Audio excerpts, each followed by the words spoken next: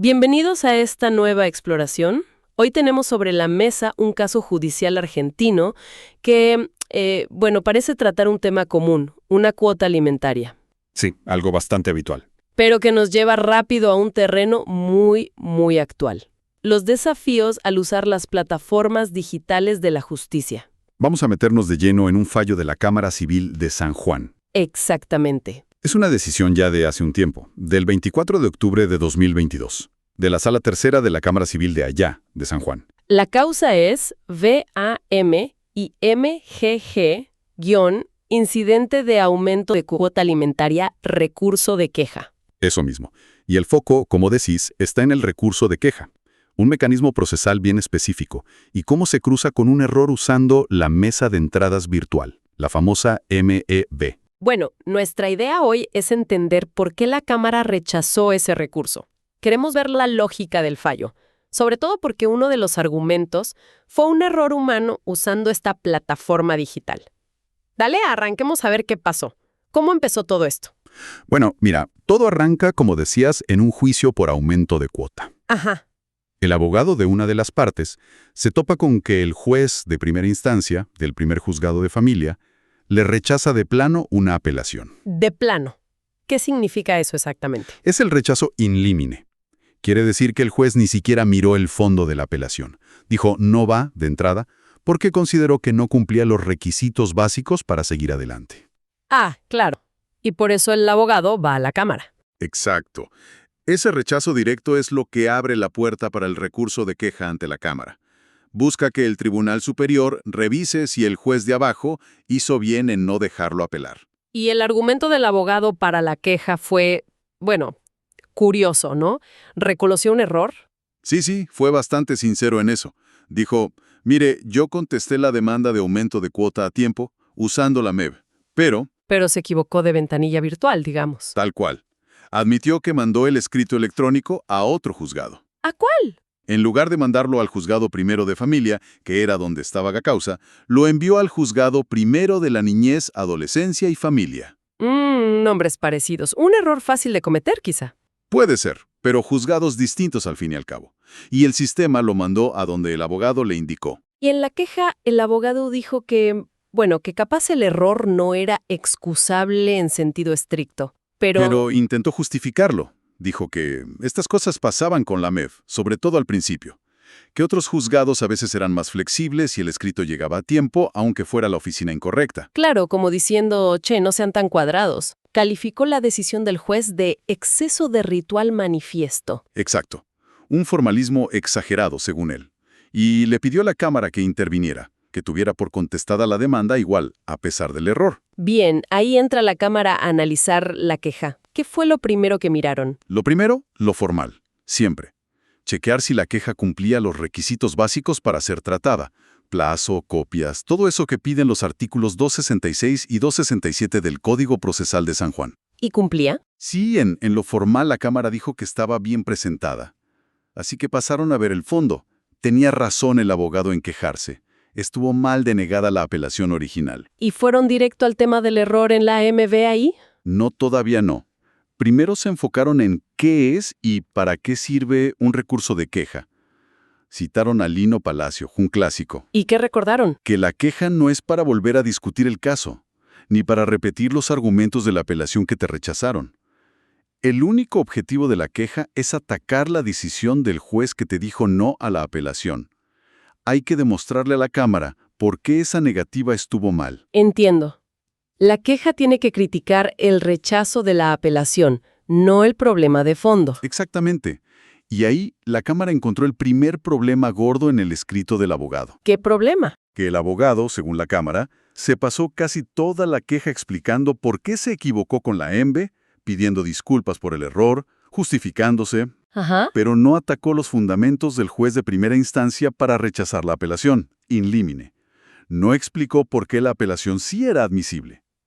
Se apoyaron en comentaristas locales del código, como Belert, Pagés y Belert, para decir, la queja tiene que refutar los argumentos de la denegatiria, y acá no lo hizo. O sea, se defendió de su error práctico, pero no peleó la base legal del rechazo de la apelación. Tal cual. Si el juez rechazó la apelación por improcedente, por ejemplo, La queja tendría que haber dicho, no, señor juez de cámara, la apelación sí era procedente por esto, esto y esto otro. Al no hacerlo, la Cámara consideró que la queja estaba mal fundamentada técnicamente. Clarísimo, ese ya es un motivo fuerte para rechazarla. Pero me dijiste que había más, ¿no? Algo sobre si la resolución original se podía apelar o no. Exacto. Ese fue el segundo gran pilar del razonamiento de la Cámara. Y es un punto clave de procedimiento. Se preguntaron, a ver, esta resolución que el abogado quiso apelar allá abajo, ¿se podía apelar en primer lugar? Y Ahí entra a jugar el artículo 451, inciso 6 del Código Procesal de San Juan. ¿qué establece esa norma? Básicamente, limita mucho las apelaciones en procesos como este, un incidente de aumento de cuota. Dice que solo se puede apelar, principalmente, la sentencia definitiva, la que resuelve el fondo, y las decisiones sobre medidas cautelares. ¿Y por qué esa limitación? ¿Para qué? Para que los juicios vayan más rápido. Es la celeridad procesal. La idea es no frenar todo a cada rato con apelaciones por cada decisión chiquita del juez. Se concentra la revisión en lo más importante, el final del partido y las medidas urgentes. Entiendo. Entonces, la Cámara vio si esa resolución, que tuvo por no contestada la demanda por el error de la MEV, Probablemente fue así, aunque el fallo no lo dice con todas las letras.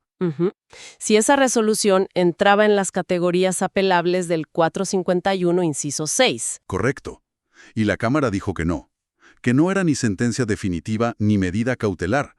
Por lo tanto, aplicando esa norma, la apelación que intentó el abogado era de base improcedente. O sea que, O sea que el juez de primera instancia, al rechazarla de entrada, actuó bien según la Cámara, porque estaba aplicando correctamente esa limitación legal. qué importante esto. Quiere decir que aunque el abogado hubiera mandado el escrito perfecto, por la MEV, al juzgado correcto, a tiempo, y después hubiera querido apelar esa decisión, Probablemente se la hubieran rechazado igual por este artículo 451. ¡wow! Esa es la conclusión de la Cámara, que la aplicación de esa norma era un motivo suficiente por sí solo para rechazar la apelación original, y por lo tanto otro motivo más para rechazar la queja ahora.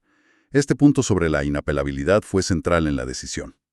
Queda muy claro, dos motivos procesales fuertes: queja mal fundada y apelación original improcedente por ley. Pero igual se metieron con el tema de la MEV, ¿no? Sí. Aunque ya con eso les alcanzaba, decidieron abordar el argumento del error en la MEV, porque era el corazón de la defensa del abogado. ¿Y qué dijeron sobre eso? Primero, reafirmaron que las presentaciones por MEV valen lo mismo que en papel, citando el acuerdo general que le implementó en San Juan. Y después, fueron muy directos sobre la responsabilidad. Usaron una analogía que me llamó la atención. La del correo electrónico, sí, muy gráfica. Si mandas un mail a la dirección equivocada, el destinatario correcto no lo recibe. ¿De quién es la culpa? ¿Del que lo mandó? ¿Que no chequeó la dirección? Y aplicaron eso a la MEV. Tal cual. Dijeron, si el abogado eligió mal el juzgado en el sistema, es su responsabilidad. No es un problema del sistema ni del juzgado que no lo recibió. Pero no se quedaron solo con la analogía, ¿verdad? Explicaron por qué no era falla del sistema. Exacto. Y acá detallaron algo clave: las salvaguardas que tiene la MEV para evitar errores. Describieron 3 pasos, 3 instancias de control. A ver. Primero, antes de cargar nada, el abogado elige y tiene que verificar el juzgado de destino. Paso 1, seleccionar bien. Bien. Segundo, una vez que subió el escrito, el sistema le muestra un resumen: juzgado, causa, archivo adjunto. Todo. Y ahí tiene que revisar antes de darle al botón de confirmar envío. Paso 2, chequear antes de confirmar. Ok, van 2. ¿Y la tercera? Tercero, incluso si ya le dio a confirmar, pero el juzgado todavía no lo procesó, no lo proveyó, el abogado puede entrar y cancelar o eliminar ese envío si se da cuenta del error. Paso 3, poder arrepentirse y cancelar antes de que sea tarde. Mira vos, 3 chances claras: elegir bien, revisar antes de mandar y cancelar después si te avivaste rápido. Por eso la Cámara fue tan dura. Dijeron, con todas estas oportunidades, esto no fue una falla del sistema, fue un error del profesional evidente. La culpa, concluyeron, fue la falta de diligencia del abogado al usar la herramienta. ¿Y mencionaron algún caso parecido anterior para apoyar esto? Sí, citaron uno de ellos mismos, de la Sala Tercera, de un par de años antes, del 2020, en plena pandemia. Un amparo Sánchez Farrugia. Ajá. Ya en ese caso habían dicho lo mismo. La responsabilidad es del profesional al usar la MB, y remarcaron que incluso en ese momento, con el sistema más nuevo, ya exigían cuidado. Y lo más importante, dijeron que esa decisión anterior fue confirmada por la Corte de Justicia de San Juan. O sea que el criterio ya estaba avalado por el máximo tribunal provincial, no era algo nuevo de esta sala. Para nada. Insistieron mucho en eso.